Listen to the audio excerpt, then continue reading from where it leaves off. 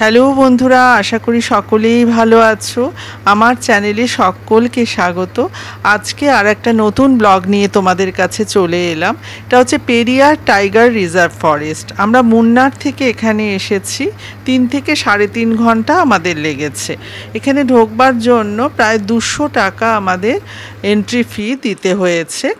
আর এই হচ্ছে অরণ্য নিবাস। এটা কেরালা ট্যুরিজমের আন্ডারে ফরেস্ট বাংলো।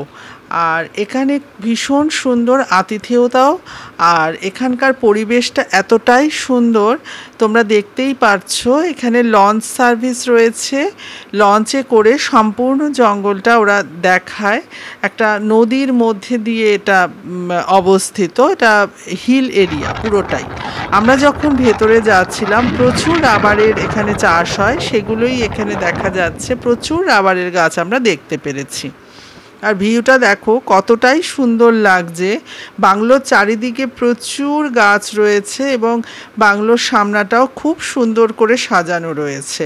আমরা দোতলাতে ছিলাম, দোতলার ঘরে আমরা ছিলাম। আর এখানে আমরা চেক ইন করেছি মোটামুটি সকালে। আমরা মুন্নার থেকে রওনা দিয়েছি, 1টার মধ্যে, আমরা 1-1:30টার মধ্যে পৌঁছে গিয়েছিলাম। আর ভেতরটা দেখো কত সুন্দর ডেকোরেশন করা রয়েছে। আর এখানে সুইমিং পুলও রয়েছে। আর যে রুমটা আমাদেরকে ওরা দিয়েছিল, প্রোভাইড করেছিল, সেই রুমটা বেশ বড়সড় ছিল, ডাবল বেড ছিল। আর ঘর থেকেই সম্পূর্ণ জঙ্গলটা দেখা যাচ্ছিল। বিশাল বড় জানলাটা ছিল, কিছুটা কাচের ছিল আর কিছুটা জানলার পাট দিয়ে তৈরি করা ছিল, কাঠের ছিল। ওরা জানলা খুলতে একদম বারণ করে দিয়েছিল, যেহেতু এখানে বানরের খুব উৎপাত হয়, সেই জন্য প্রচুর বানর এখানে রয়েছে, যে দেখতে পাচ্ছ। যা ওরা ঘরে জানলা খোলা পেলেই ঘরে ঢুকে যায়, সেই জন্য ওরা বলে দিয়েছিল যে একদম জানলা যাতে না খোলা হয়, সেই কারণে জানলাগুলো সবসময় বন্ধ করেই রাখা হতো। আর এই বাথরুমটাও ওরা কেরালা ট্যুরিজমের সমস্ত কিছু রিসর্টেই, সব রিসর্টেই মানে মোটামুটি সব কিছুই ওরা প্রোভাইড করেছে আমাদের। এই ঘরটাতে আমরা ছিলাম, ঘরটার থেকে দেখো সম্পূর্ণ জঙ্গলটা দেখা যাচ্ছে। খুব সুন্দর ভিউটা ঘরের থেকে দেখা যাচ্ছিল। আর ঘরটাও বেশ সুন্দর দিয়েছে আমাদেরকে। আমরা একটু পরেই বেরিয়ে পড়ব লঞ্চে করে জঙ্গলটা দেখবার জন্য। আমাদের পার হেড 250 টাকা করে লঞ্চ ভাড়া নিয়েছে। আতিথেয়তাও ভীষণ সুন্দর। কেরালা ট্যুরিজমে আমরা ছিলাম।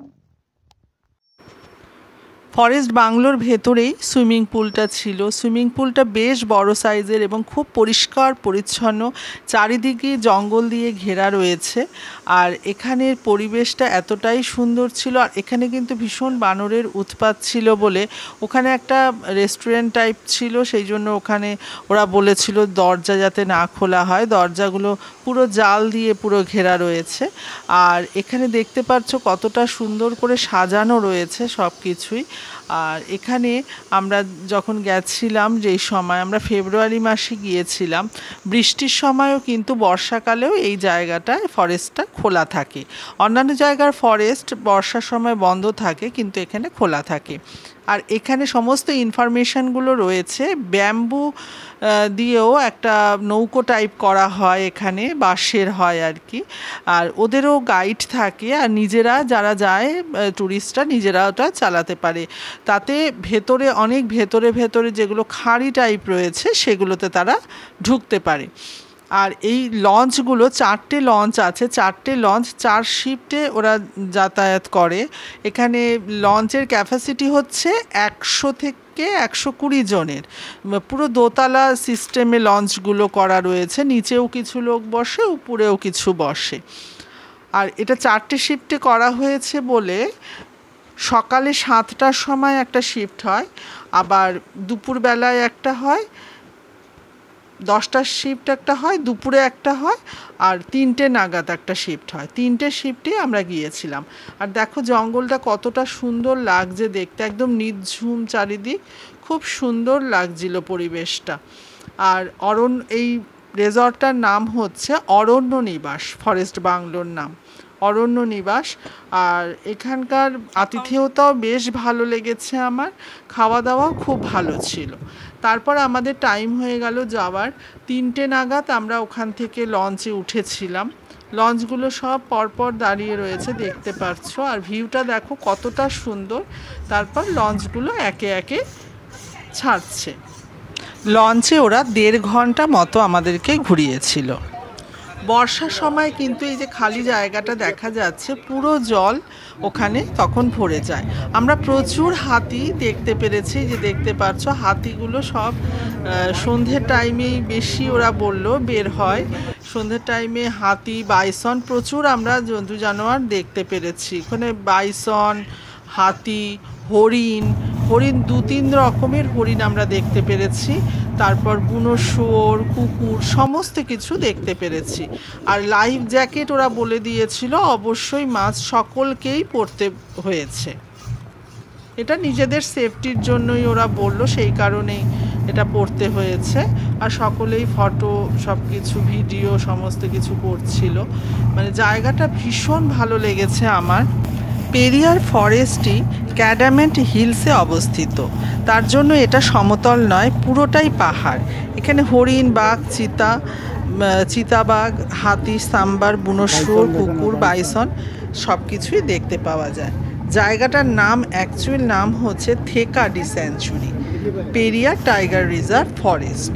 আমরা এখানে বাইসন, হরিণ, হাতির দল, বাইসনের দল সব কিছুই আমরা দেখতে পেরেছি।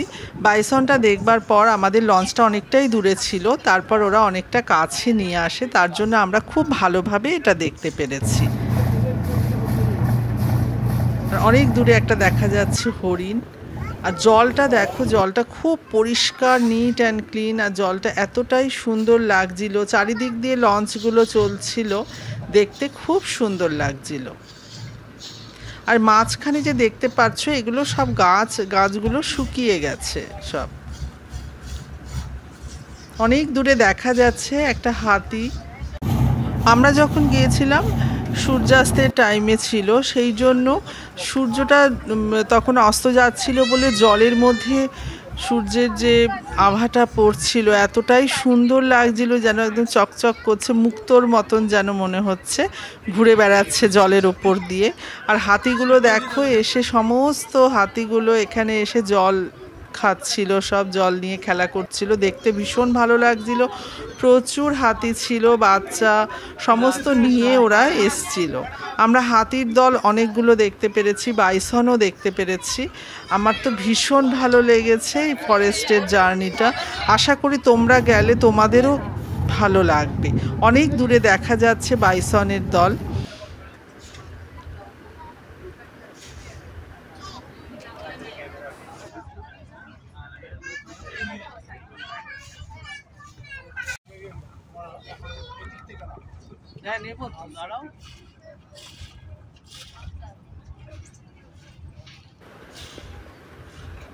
আবারও কিছু হাতির দল আমরা দেখতে পেলাম। হাতিগুলো এখন আস্তে আস্তে জঙ্গলের ভেতরের দিকে চলে যাচ্ছে।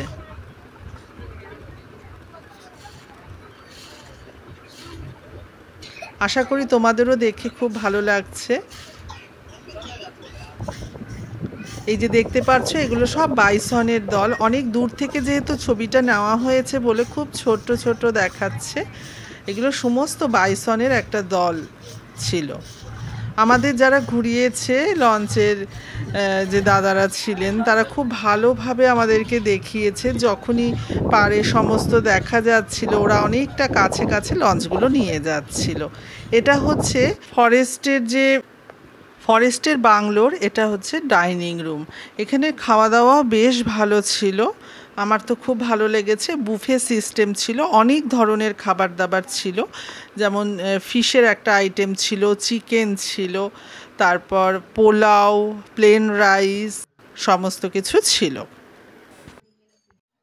আজকে আমরা চলে যাব জটায়ু পয়েন্ট। এখান থেকে থেকাডি থেকে জটায়ু পয়েন্ট 4 ঘন্টা লাগবে। তারপর ওখান থেকে আমরা যাব আলেপ্পি। জটায়ু পয়েন্ট থেকে আলেপ্পি যেতেও মোটামুটি 4 ঘন্টা মতো লাগবে। চলো তাহলে তোমাদের সঙ্গে দেখা হচ্ছে জটায়ু পয়েন্টে আবার।